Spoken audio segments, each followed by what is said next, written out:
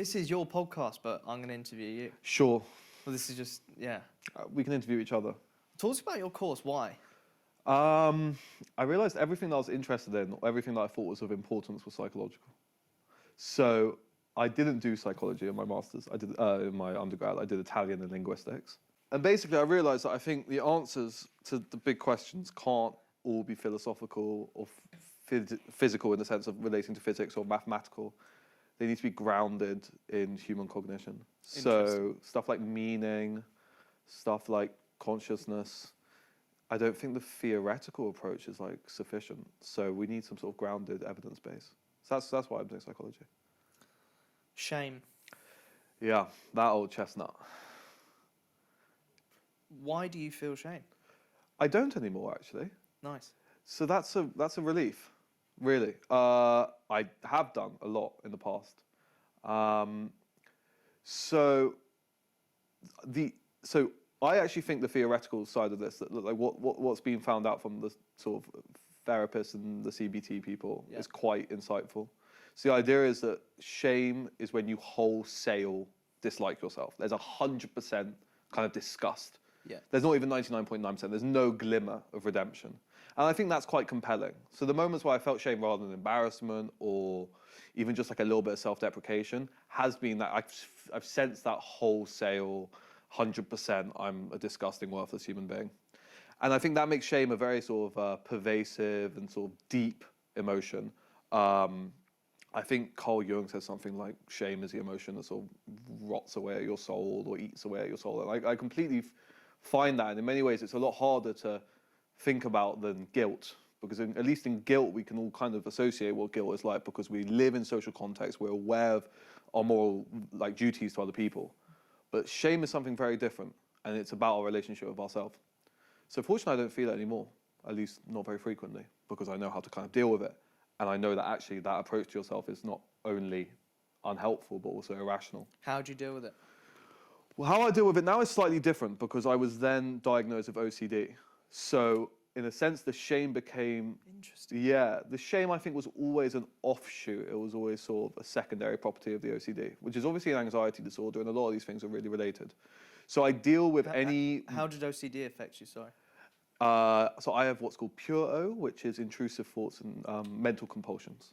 So people think about OCD being sort of touching a light or cleaning your hands, whereas for me it's very much like obsessive thoughts, so intrusive thoughts, and then compulsions to rid yourself of that thought. So OCD is based on avoidance mechanisms. The idea is you have these obsessions, and then your compulsions are the thing that actually perpetuates it. Even though people actually think, until they've gone to therapy, that the compulsions are what's getting rid of their anxiety, because it does so temporarily. So you can think of it, a good way of thinking about it is in terms of like, if there's a bully present at your school who bullies you, if you hide from the bully, then in a sense, in a short-term sense, you have kind of dealt with the anxiety, right? Like you're not looking at it straight in the face. But you grow this mental monster, which you could think of as analogous to an actual monster. So the way you do it is what's called ERP, exposure and response prevention, and you expose yourself voluntarily to that which makes you most afraid. So in terms of shame, I think, again, shame was, for me, I think for some people it's like the primary thing that they have to deal with. For me, I think it was always secondary. I think it was always a result of OCD, anxiety-related thinking. Do you think your childhood had anything to do with and growing up? Yeah. So, from my understanding of developmental psychology, it would be odd if it didn't have anything to do with it. We know these things run quite deep. What was your earliest memory of shame? You know what? If in what I would say the sort of codified, very defined sense of shame, only when I started having mental health issues, which was when COVID first struck, so 1920. And this is the thing. 1920. Yeah. Old, mate. Yeah. So no, but in a sense, what's interesting is, and I think 2020. 2020, but when I was 1920. Oh. Yeah, I thought you said 1920 as in the back year. that, yeah. What the fuck? Yeah, post World War One. Like, yeah. Post World War One shame. This guy's fucking old. I'm sure a lot of people felt it. I mean, the to be beard fair. would be great. Yeah. No, I got the elixir to life. Yeah, When I was 1920, yeah, and I think that's interesting because I think that's the onset for a lot of sort of more mental health related issues, but cognitive, like disordered thinking happens a lot at that age in young men. Whereas with girls, I think the trend is for it to happen a little bit earlier, and for there to be a sort of more general understanding, because maybe often the signs are a little bit more ostensible in something like an eating disorder, whereas like pure O, especially, it can go completely unrecognized for a very long time. In a sense, in the same way that something like autism might do, because you end up thinking that's just your normal part of, a normal part of your cognition, that it's not actually detrimental to your mental health. So it happened when I was 19, 20, but was only sort of diagnosed as OCD 9 months ago. So I lived with it thinking it was something else for like 2 years. And so no themes running through teens, there was no instances of this whatsoever? I would say beyond general insecurity and being self-aware, I'd like to think. I mean, I was probably... In the negative sense of self-aware. Yeah, maybe like hyper self-critical. Yes. And shame is also, although it's about how we perceive ourselves, it's how we construct ourselves is also very much defined by how we are in our social contexts. Yeah. So we are in many ways how others perceive us. And I think I was always extremely... what other people thought of me was always salient, and I think probably more than other people, right? And that goes into sort of reputation and social status and all this kind of stuff. And so probably the seeds of it were there from teenagehood, but I think it was brought out by a sort of more severe anxiety disorder. It's interesting because we're actually relatively similar, because having spoken to your sister, we've both got highly successful parents. We lived in that entire environment from birth, and we have a very distorted view, I think, of what success and like human growth looks like. Right. And we live in a bubble. Yeah. And it would strike me that actually the really self-critical nature of your personality is probably because you're like, wow, my environment is hyper successful, and actually that's what I need to be. Yeah. I don't know if that resonates. Yeah, definitely. Yes, I mean, clearly we're conditioned in that way, I think, to be more aware of the flaws than the things that we like about ourselves. Yes. Because in a sense, like, I mean, hopefully most of us, or most of the part of our personality we like. And so what is an exception is kind of highlighted in a way, and we feel like we can do something about it. I mean, I think part of this is that we live in a very sort of pragmatic, orientated, deal with it culture. And actually, what I found, I think, is that a lot of health, well-being, and a sense of calm just comes from being in the world, just accepting things as the way they are, rather than having to change things, rather than having to 100%. Tackle problems. Yeah, just exist. Just exist. So there's a classic distinction in psychology between being in the world, like a being state and a having state. Yeah. And I think in many ways, beyond our small circle, Western capitalism, the Western world in general, is very much focused on having. You have problems, you deal with problems. You have money, you don't have money. Right? All of these things are about acquisition. Whereas, and this isn't stuff that I've been thinking about. I mean, Eric Fromm was the person who came up with this distinction first.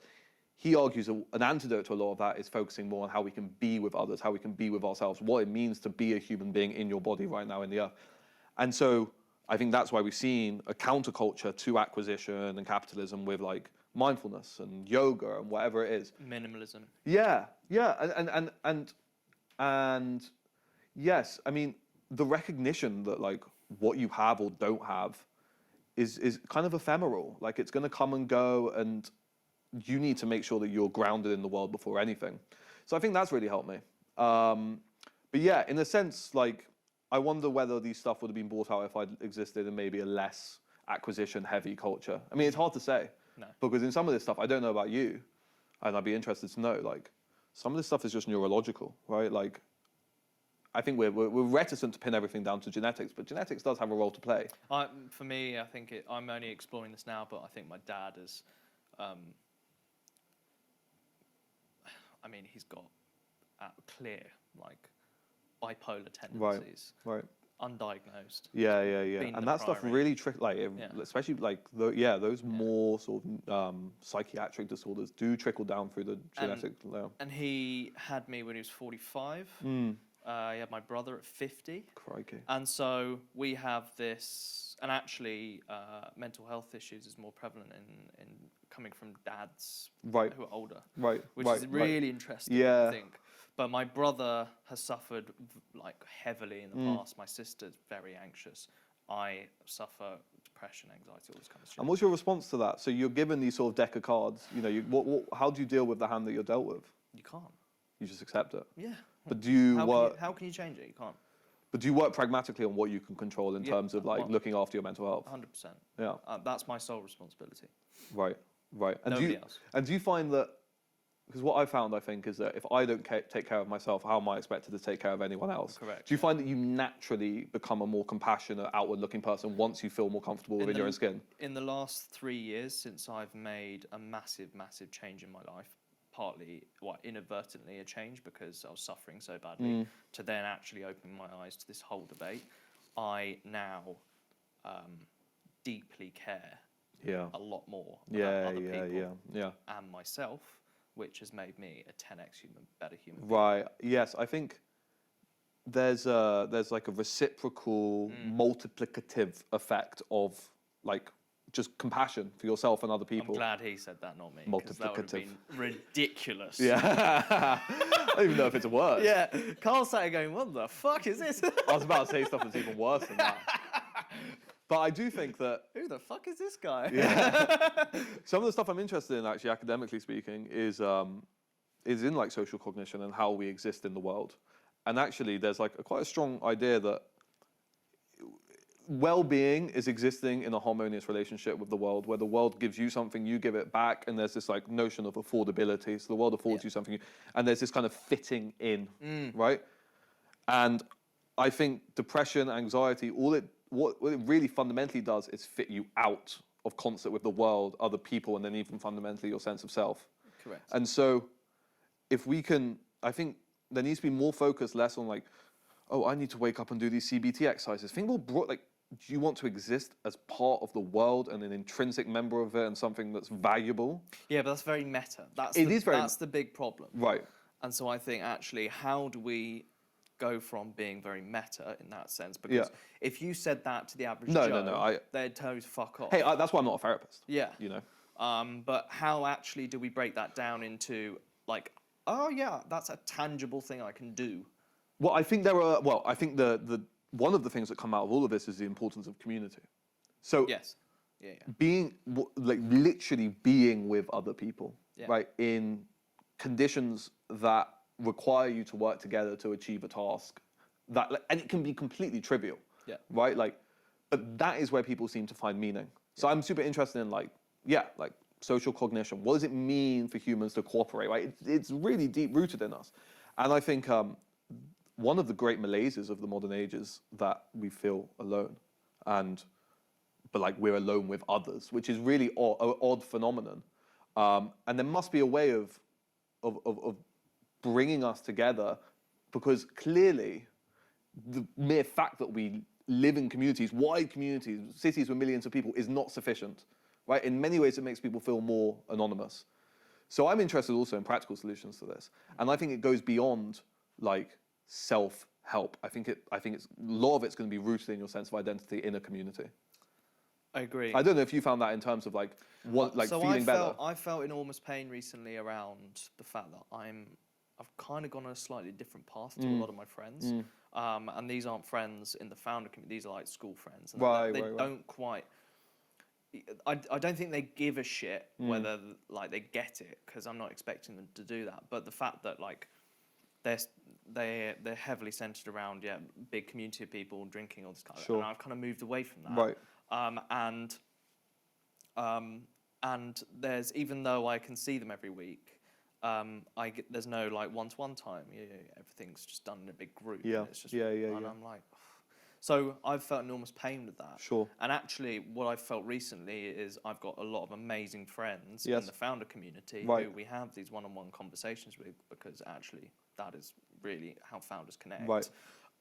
And we talk a completely different language. Yeah. And actually, for me, it's recognizing that pain it exists, but equally, like, we all go through transition periods in Exactly. our life. Yeah. And it's when we don't want to accept that we have to go through a transition period and Right. let some people go and have difficult conversations and Yeah. move into another community. I've been struggling with that as well, and I think it's because people.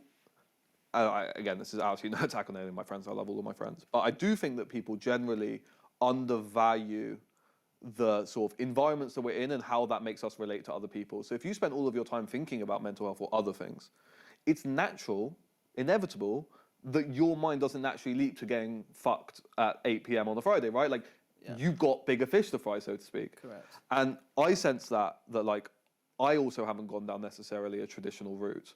And my interests are diverging.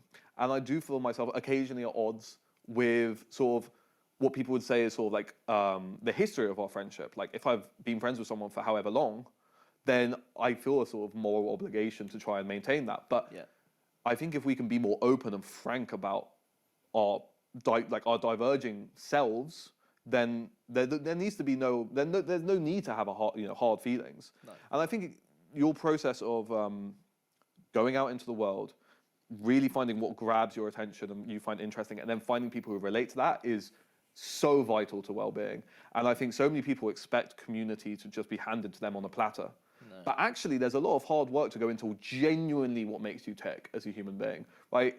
And it might not be what the status quo is. You might not want to go to the pub and watch football. No. But it's about getting into that habit of like prioritizing what really matters to you rather than what other people think should matter to you. Correct. But it's hard. It's really, really hard. It's really hard, especially, I think, especially, I mean, I don't know what it's like in the female community, but I do definitely feel it in the male community. Like, I don't really drink.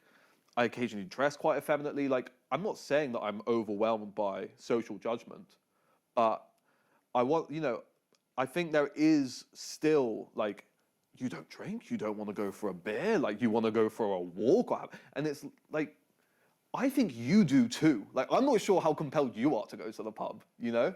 I like a pint, but equally, I have grown up and been in environments where it's been like, right, we'll go to the pub and it won't just be one. It'll be right, it'll be right, 10. Yeah. And I'm kind of just past that now, and that's tough, right? Because I've got one circle of friends who often are like that, and another who aren't. And right. It's just finding that difficult balance. So how has your perception of that group of friends who do want to keep going out and getting drunk, like, has that changed in any way? Do you sense any sort of inner judgment from you? Because I sometimes, and I need to check do feel a bit of a sort of like, not like an arrogance, but almost like, oh, look at these lot, like, still getting smashed all the time, and like, look at me doing all this puritanical stuff.